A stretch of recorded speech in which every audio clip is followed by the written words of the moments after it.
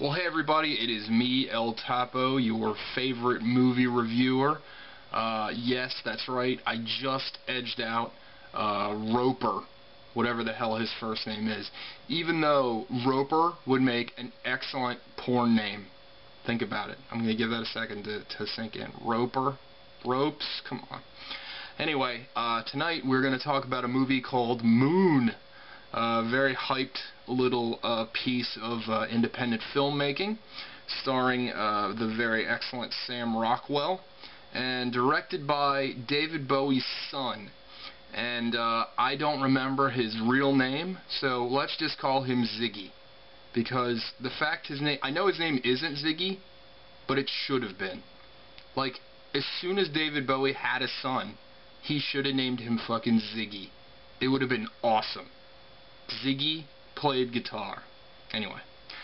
Or he could have named him Ziggy and the Spiders from Mars. Like, that had been his full name. Ziggy and the Spiders from Mars, Bowie. It'd be amazing. Tattoo the fucking lightning bolt. Anyway, I'm getting off topic. Excuse me. This movie, Moon, is, I believe, David, or Ziggy's, yes, I was about to say David Bowie's son. I believe it's Ziggy's first film. And it's a tough movie to talk about because I'm really tiptoeing around giving away parts of the plot. It's hard to talk about without spoiling it.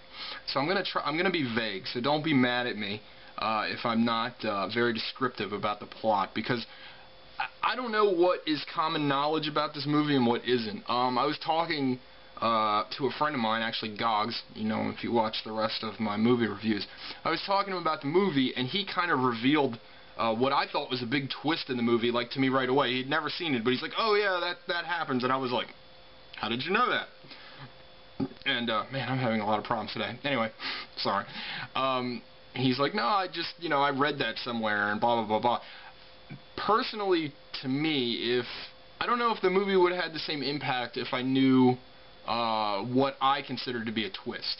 The movie, I saw the trailer for the movie a long time ago, and what ends up happening in the movie is completely different than what I expected to happen in the movie. And again, I'm being cryptic, but I think when you see the movie, you'll understand what I'm talking about. Now let's talk about the look of the movie. It's very simple, first of all, which I like. It's a low-budget film, but it doesn't look like a low-budget film. A lot of practical effects were used, and not a lot of CGI. In fact, I'm not sure, but it almost looks like in certain instances. I'm sorry, I'm all over the place. The movie is about Sam Rockwell, and he, in the future, in the distant future, a day not too far from tomorrow, they learn that they can harvest energy from the moon. So this electric company, or this energy company, harvests the moon, and it needs people to run the harvesters. So Sam Rockwell goes up to the moon for a 3-year stint, and it's just him and his robot, who is voiced by Kevin Spacey. And the robot, in a stroke of what can only be genius because of the internet, can only display its emotions by this little tiny screen that's represented by a smiley-faced emoticon, and it's either sometimes he's confused and sometimes he's happy, and it's awesome. It's a little touch that's really brilliant, and it's just, whoever came up with that is a genius. I thought it was great. So anyway, it's just him and this robot, and he's been up there for almost his full term of 3 years, and he can't wait to get home.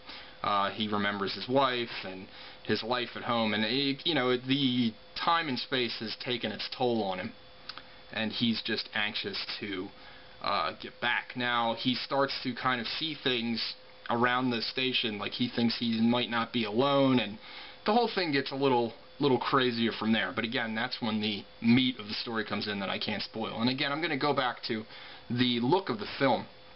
Like I said, very simple, and in these sequences where he's out in this moon rover kind of thing, it almost looks like they used like old school models, like scale models, to show the rover and the moon. Now, I don't know if they did, but it doesn't look, if it's CGI, it looks very well done, and it doesn't jump out at you. It's not Jar Jar Binks where you're like, why the fuck is that CGI? It looks so phony and stupid. it looks really good, and again, it was done on a smaller budget, but it doesn't look like a cheap film. Sam Rockwell is incredible. Sam Rockwell needs to be in more movies like tomorrow. Like, that guy is just great. He was awesome in this. He was awesome in Made, even though he was only in it for 5 minutes. And he was awesome in Choke. But this movie is Sam Rockwell's baby. And if this movie had another actor in it, it could have been terrible. Because you're stuck with Rockwell through the entire movie. There is almost no other characters in this movie. And it's something that, you know, it's a very fine line between great and sucks, because if that performance wasn't good, then the movie would be totally boring and almost unintentionally hilarious. You know, you could put like a Tom Cruise in this movie and I think it would have been awful and almost like a cartoon. But the way it stood, I thought the movie was very good. I thought it was different. I thought it was interesting. I thought the plot was really cool. I really enjoyed it. Now, there is one negative I could say about the movie. One, I felt that it was overhyped, but what are you going to do? That's not really the movie's fault. And two, there's a bit of dialogue at the very end of the movie. I'm talking like seconds before the credits roll, that they didn't need to add, that I thought was incredibly stupid. And again, I can't really tell you what it was, because it'll ruin the end of the movie. But I think when you watch it, you'll know what I'm talking about. And it was completely unnecessary, and it didn't ruin the movie, but I thought it was incredibly dumb, and it just felt like something where the studio was like, you need to tell the audience exactly what happened. So, I don't know. Again, this review has been very frantic and crazy, much like David Bowie's musical career. It keeps changing and everything's wild. But anyway, go check out Moon. Go Redbox it. Go fucking whatever they got you got to do. Netflix it. Go fucking yell at your cousin who bought it on DVD last week. Do whatever. Go watch Moon. It's awesome. And also check out www.moleholeradio.com. That's my new website, and it's awesome, like everything else I do. Have a good night. Bye.